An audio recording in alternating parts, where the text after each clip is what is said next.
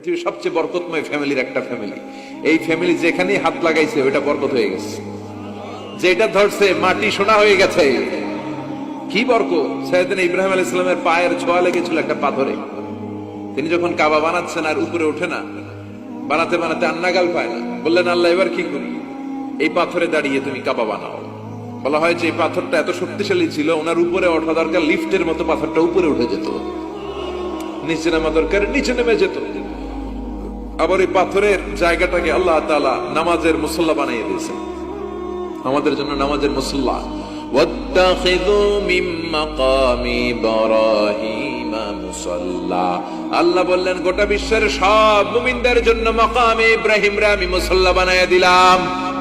বিশ্বনবী যখন তাওয়াফ করে 2 রাকাত নামাজে পড়তেন, মাকামে ইব্রাহিমের সামনে এসে 2 রাকাত সালাত পড়তেন। আমরাও যারা তাওয়াফ করি, প্রতিটা তাওয়াফের পরে এই মাকামে ইব্রাহিমের সামনে এসে নামাজ পড়তে হয়, জানেন না? পড়ছেন না আপনারা? হাজিরা পড়তে হয়। এই পাথরটা এখনো আছে। দেখেন, ওনার স্মৃতিকে চির অম্লান করার জন্য, সাইয়েদনা ইব্রাহিমের শিক্ষাকে চিরস্মরণীয় করে রাখার জন্য, ওনার ফুটপ্রিন্ট, পায়ের ছাপ যে পাথরে লেগেছে, এই পাথরটাকে কাবা ঘরের একেবারে পাশে 11 মিটার উঁচু একটা ছোট্ট গ্লাস ফিটিং করা, ডিজাইন করা মিনারার ভেতরে ওইখানে স্থাপন করা। যারা তাওয়াফ করে ওইটার পাশ দিয়ে তাওয়াফ করতে হয়, আর তাওয়াফ শেষ হলে ওইটার সামনে 2 রাকাত নামাজ পড়তে হয়। বরকত আছে না নাই? ওনার পা লাগছে, এই জায়গা হয়ে গেছে মুসল্লা। এবার ওনার ছেলের পা লাগছে মরুভূমিতে, ওইটা হয়ে গেছে জমজমের কূপ। সাইয়েদনা ইসমাইল, ওনাকে রেখে হাজার দৌড়াদৌড়ি শুরু করলেন, সাফা থেকে মারওয়া, মারওয়া থেকে সাফা। আহা, এখন এয়ার কন্ডিশন করা, 4 তলা এয়ার কন্ডিশন করা, সুন্দর পরিবেশ, এরপরে দৌড়াতে দৌড়াতে আমাদের ঘাম ছুটে যায়। না জানি সাইয়েদাতুনা হাজার কি কষ্ট করে সেখানে দৌড়াদৌড়ি করেছিলেন, না জানি উনার কি কষ্ট পোহাতে হয়েছিল।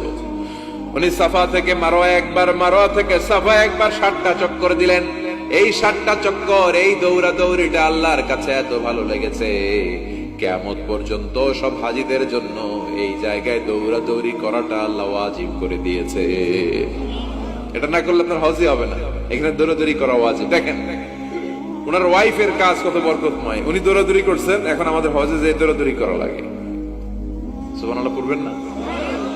সাইয়েদনা ইসমাঈল আলাইহিস সালামকে মরুভূমির মধ্যে রেখে উনি দৌড়াদৌড়ি করলেন, পানি নাই, পানির অভাব, দৌড়ে আসলেন, এসে দেখে সাইয়েদনা ইসমাঈল আলাইহিস সালামের পায়ের ধাক্কায় জমজমের পানি বেরোতে শুরু করছে, কল কল কল কল করে আওয়াজ।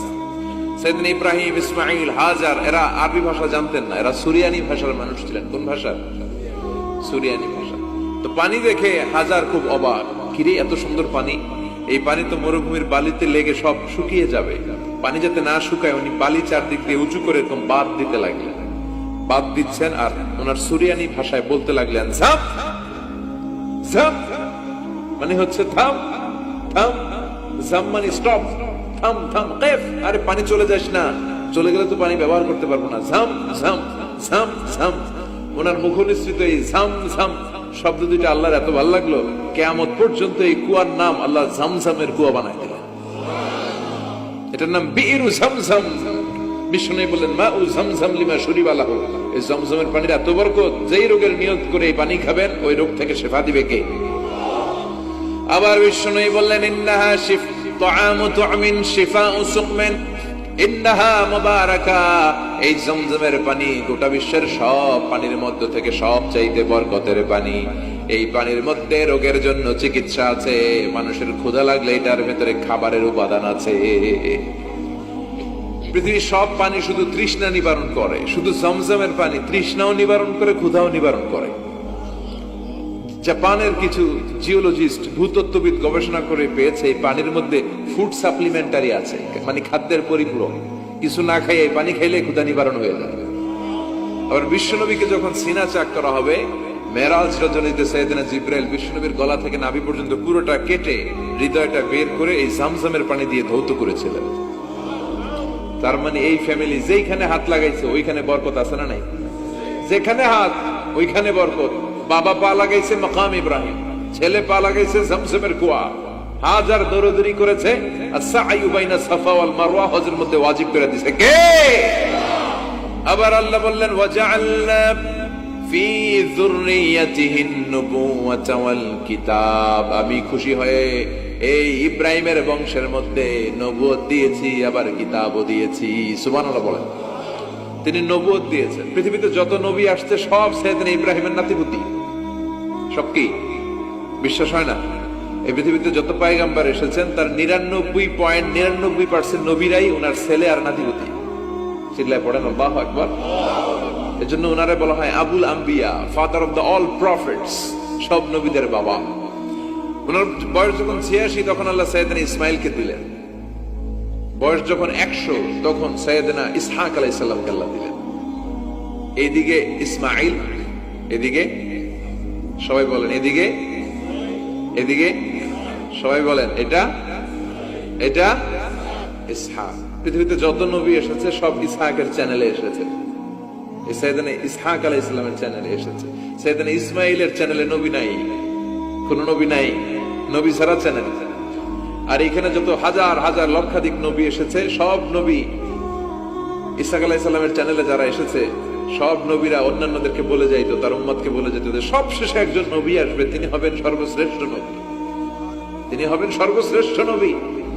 তো এদের এই চ্যানেলে এত নবী, এরা ভাবছে ওই সর্বশেষ নবীটাও এদিক দিয়েই আসবে। কিন্তু আল্লাহ হাজার হাজার লক্ষ নবী এই চ্যানেলে পাঠালেন, কিন্তু সর্বশেষ নবীটা এখানে পাঠালেন না। সর্বশেষ চ্যানেলের নবীটা আল্লাহ এই চ্যানেলে পাঠাই দিলেন। সর্বশেষ নবীটা সাইয়েদনা ইসমাইলের চ্যানেলে এসেছে। এজন্য ওরা হচ্ছে বানি ইসরাইল আর আমরা হচ্ছি বানি ইসমাইল। সুবহানাল্লাহ পড়বেন না? উনার ধর্ম, উনার চেইন থেকে ইহুদিবাদ, খ্রিস্টবাদ, ইসলাম, এই তিন ধর্মের জন্ম। ইহুদিবাদও আল্লাহর দেয়া ধর্ম, খ্রিস্টবাদও আল্লাহর দেয়া ধর্ম, কিন্তু আল্লাহর দেয়া শরীয়তের উপর ওরা অবশিষ্ট থাকে নাই, থেকেছে শুধু ইসলাম। ঠিক কিনা? এজন্য আমরা প্রত্যেক নামাজে পড়ি গায়রিল মাগদুবি আলাইহিম ওয়ালাদ-দাল্লিন। ও আল্লাহ, গায়রিল মাগদুব, যাদের উপর তোমার রাগ ক্রোধ, তাদের পথ আমরা চাই না, ওরা হলো ইহুদিরা। ওয়ালাদ-দাল্লিন, আর যারা ভ্রষ্ট তাদের পথও চাই না, এরা হলো নাসারারা। তিন ধর্মের গোড়া সাইয়েদনা ইব্রাহিমের সাথে লেগেছে। এজন্য এই তিন ধর্মকে একসাথে বলে কম্পারেটিভ রিলিজিয়ন, তুলনামূলক ধর্মতত্ত্বের ভাষায় অ্যাব্রাহামেটিক ফেইথ। কি বলে? অ্যাব্রাহামেটিক ফেইথ বলে। এজন্য ওনাকে বলা হয় আবুল আম্বিয়া। সব নবীরা এই চ্যানেলে এসেছে, তার মানে সব নবী সাইয়েদনা ইব্রাহিমের নাতিপুতি। আবার এই প্রতিটা নবীর জন্য আল্লাহ তাআলা আকাশ থেকে কিতাব নাজিল করেছেন। চিল্লায় বলেন ঠিক কিনা? আল্লাহ বলে ইব্রাহিম তোমারও আমি কিতাব দিলাম। সাইয়েদনা ইব্রাহিম আলাইহিস সালামের উপর কিতাব আছে না নাই? ওই কিতাবের নাম কি? কে পারে? ইন্না হাযা লাফিস সুহুফিল উলা সুহুফি ইব্রাহিম ওয়া মূসা। সুহুফ ইব্রাহিম, সাইয়েদনা ইব্রাহিমকে আল্লাহ তাআলা সহিফা দান করেছেন। চিল্লায় পড়েন আল্লাহু আকবার। আবার এই নবীর নামে আল্লাহর কোরআনে একটা সূরা আছে না নাই? কথা কন, কি নাম সূরা? সূরা আলিফ লাম রা। কিতাবুন আনজালনাহু ইলাইকা লিতুখরিজান নাসা মিনাল যুলুমাতি ইলান নূর। সুবহানাল্লাহ পড়েন। আলিফ লাম রা, I have revealed this holy and sacred book unto you in order to lead the mankind out of darkness into the light. ও নবী, আমি এই কিতাবকে আপনার কাছে পাঠিয়েছি অন্ধকারাচ্ছন্ন মানুষগুলোকে অন্ধকার থেকে আলোর দিকে নিয়ে যেতে। এই কোরআনের ভেতরে আলো আছে না নাই? সবকিছুর সমাধান আছে না নাই? সমাধান চাও যদি জীবনে মরণে, ফিরে যাও খুঁজে নাও, চোখ রাখো কোরআনে। সুবহানাল্লাহ পড়েন। চোখ রাখবেন কোথায়? নাকি মোবাইলে, না টিভিতে, না এটিএন বাংলার পর্দায়? আসিতেছে আগামী শুক্রবার রঙিন পর্দায়। চোখ রাখুন এটিএন বাংলায়। এটিএন বাংলায় চোখ রাখবেন। কই রাখবেন? সমাধান চাও যদি জীবনে মরণে, ফিরে যাও খুঁজে নাও, চোখ রাখো কোরআনে। ঠিক কিনা? If you want the solution this dunya and akhirah, go back, have a look to the holy Quran. সুবহানাল্লাহ পড়েন। কি নবী আল্লাহ বানালেন, ওই নবীর নামে আল্লাহ একটা সূরা দিলেন। আবার আল্লাহ বললেন, ও দুনিয়ার মুসলমানেরা শোনো, তোমাদেরকে মুসলমান বলে নাম করেছে সাইয়েদনা ইব্রাহিম। ঠিক কিনা? আবার এই নবী সাধারণ কোন নবী নয়, এই নবী হলো তোমাদের জাতির পিতা। আমাগো জাতির পিতা কেডা? কথা কর আরো জোরে, সবাই মিলে বলে মিল্লাত আবিকুম ইব্রাহিম হুয়া সাম্মাকুমুল মুসলিমিন। মিল্লাত আবিকুম ইব্রাহিম, তোমাদের জাতির পিতার নাম, আমাদের জাতির পিতার নাম হুয়া সাম্মাকুমুল মুসলিমিন, তিনিই তোমাদেরকে মুসলমান নামকরণ করেছেন। আবার আল্লাহ বললেন আসলিম, ইব্রাহিম তুমি সবাইরে মুসলমান বানাও, আগে নিজে মুসলমান হও। আসলিম ক্বালা আসলামতু লিরাব্বিল, ও ইব্রাহিম তুমি মুসলমান হও বলার সাথে সাথে ইব্রাহিম বলে আল্লাহ দেরি নাই, আমি মুসলমান হয়ে গেলাম। ইহুদিরা দাবি করতো সাইয়েদনা ইব্রাহিম নাকি ইহুদি, নাউজুবিল্লাহ পড়বেন না। খ্রিস্টানরা দাবি করতো সাইয়েদনা ইব্রাহিম নাকি খ্রিস্টান। আল্লাহ বলে মা কানা ইব্রাহিমু ইয়াহুদিয়াও ওয়ালা নাসরানিয়াও ওয়ালাকিন কানা হানিফাম মুসলিমা। আল্লাহ বলে আমার ইব্রাহিম ইহুদি নয়, আমার ইব্রাহিম খ্রিস্টান নয়, আমার ইব্রাহিম পাক্কা মুসলমান।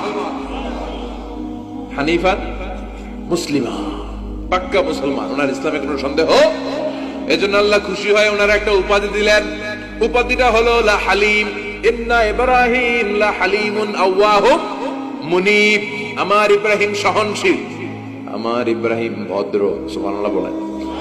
আমাদের বাংলাদেশে আমাদের মুসলমানদের মধ্যে এটা সবচেয়ে বড় অভাব, সহনশীলতা আমাদের নাই।